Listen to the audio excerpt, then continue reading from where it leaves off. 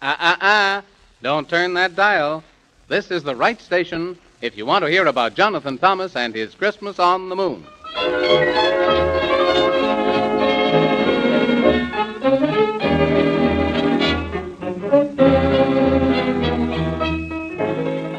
Are all you kiddies as quiet as mice? You are? Well, now that's wonderfully nice. And those who are not, they'd better be soon, for here's some more news from the man in the moon. Of course, you know what happened up there, of how the Squibobbliums took up a dare and broke most all of the laws and kidnapped poor old Santa Claus. Of course, you remember the wee little boy whose name is Jonathan Thomas, of how he went with the man in the moon and made us a solemn promise to rescue Santa before Christmas night. But now they've met up with a dreadful fright. You see, they set out old Santa to save, and you'll have to admit they were braver than brave, and they met three dwarfs who were really quite nice, who helped out a lot with some good advice. But then the wicked old witch of Rumpelstitch cast a spell which worked very well until they got into all sorts of trouble. And then they remembered a word they had heard, which the dwarfs had told them to say. And this was the word which they had heard. It was hun, squee nun, squee giggly they. And then, what do you think? As quick as a wink, there appeared a good fairy queen who knew of the witch and soon spoiled her scheme, for she gave them a charm to calm their alarm. 'Twas an acorn that they could take through a forest so deep, which was enchanted with sleep, and the acorn would keep them awake. So they rode on their horse, Gorgonzola, of course, until something dreadful befell. A tiny white squirrel named Whiskery Bill scared them all so they couldn't stand still. And right off the horse poor Jonathan fell. And of course the spell worked beautiful well there in the forest so deep, for Jonathan Thomas, as to the witch's promise, went fast and sound asleep. Well, there was only one token by which the spell might be broken, for that's the way every spell goes, and here's what it takes to bring him awake: a beautiful red, red rose. So the squirrel bowed his head, and here's what he said: I'll go for the red, red rose. But then, here's where the story begins again.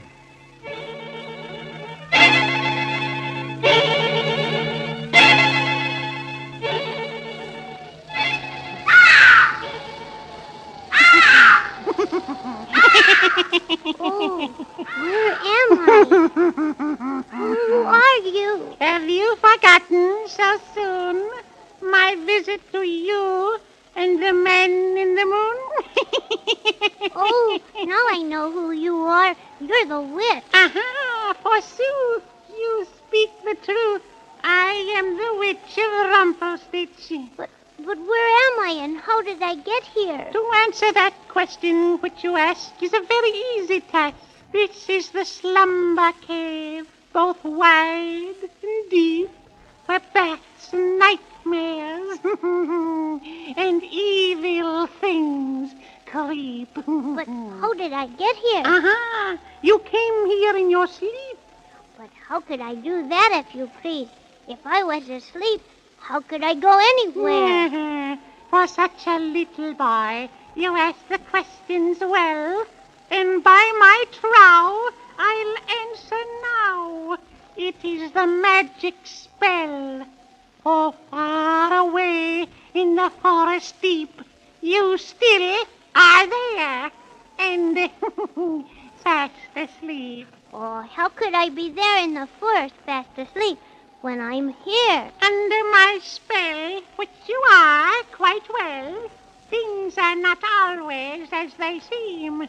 So while you're asleep in the forest deep, you are also here, as in a dream. Well, then, I'd rather wake up, because I don't like to dream I'm here. It's too scary, and besides, I don't like witches. Why doesn't somebody wake me up? Listen well, my little tyke. It doesn't matter what you like. For here within this slumber cave, I'll keep you prisoner as my slave. But you can't do that, because I'll wake up. and then I won't be here anymore. It's plain to see you're very brave, but you'll not leave this slumber cave, although it's quite tragic. Your sleep is quite magic, and all your sobs and cries and salty tears will not awake you for a million years. Oh, but I'll bet the man in the moon will wake me up, 'cause we have to go find Santa Claus in time for Christmas. Yes, he's trying hard, goodness knows, and is sent away for the red rose. For that's the one and only token by which this magic sleep may be broken.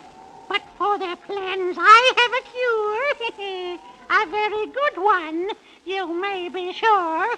You hadn't better hurt Mr. Man in the Moon if you know what's good for you, or Mr. Gorgonzola the horse, or Whiskery Bill the squirrel, Of your talk I quickly tire. So come here closer to the fire, and look within the bubbling brew, and tell me what appears to you. Oh, I can see Mr. Man in the Moon, Uh-huh. and he's in the forest, kneeling down in the snow by a little boy. What you see is very true, and that little boy is plainly you. Oh, it is, isn't it? But Mr. Man in the Moon is crying. I've never seen him cry before. I wonder why. Because he's much afraid you'll die, which is indeed a merry fettle. Yeah, but wait until I stir the kettle. Now speak and tell to me what it is you plainly see. Oh, my goodness.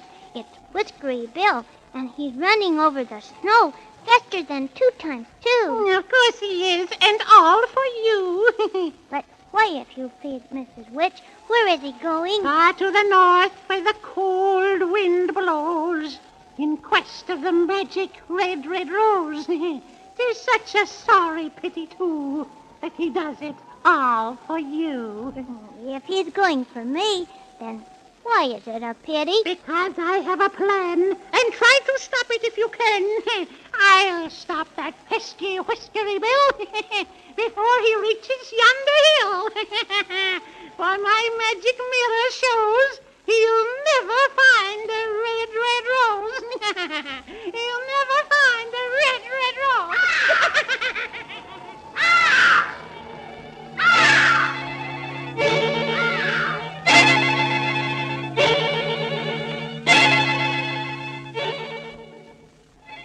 Oh, hippity-hop, and I'm up and stuff, and over the snow I go. I must keep my promise to Jonathan Thomas. But how? Oh, only goodness knows.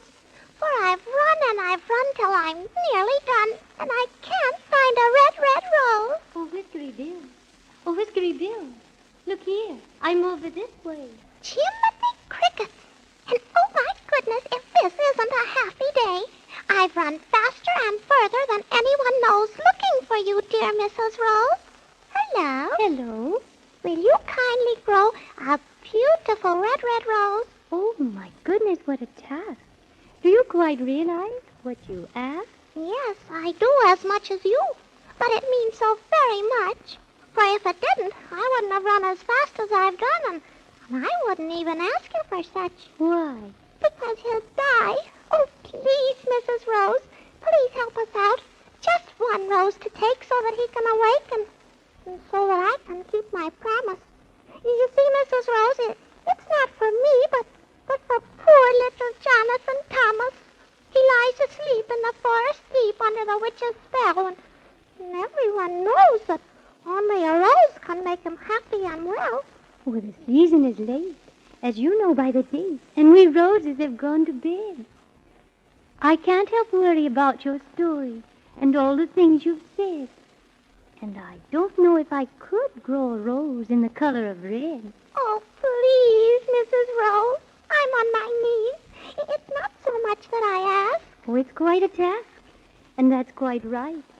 For I happen to know the only rose I could grow would not be red, but whiter than white. Or I've run out of color. It didn't last. But you can get me some more if you will hurry real fast. Oh, can I? Really? Yes. Run as fast as you can go until you come to the long rainbow. And there you'll find a tiny store where the colors are kept. And what's more, you'll have to ask the rainbow keeper for the best of his colors and not the cheaper. And now don't forget what I've said. You must bring back only the very best red. Yes, ma'am. Mrs. Rose, I won't forget. You're the kindest Rose I ever met. Thank you, sir. And now, good luck on your way. Thank you, ma'am, and, good night.